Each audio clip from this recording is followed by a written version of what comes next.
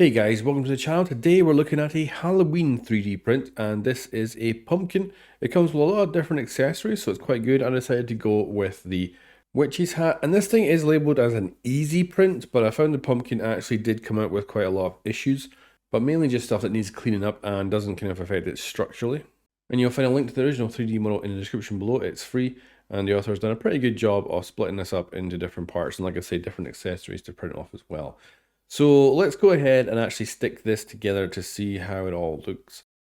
And I think this is a very nice one to print off in white because it's kind of ghostly, and of course the witch's hat being black is a nice contrast. So I'm going to clean these up and then we'll stick them together, and yeah, we'll have hopefully a cool little Halloween decoration that we've got in 3D printed myself. This is my first Halloween with a 3D printer, so pretty cool. So let's go ahead and glue this up. Just going to use some very cheap super glue to put this together. I'll leave a rubber band on it because it does take a little bit of time to cure with this super glue that I've got.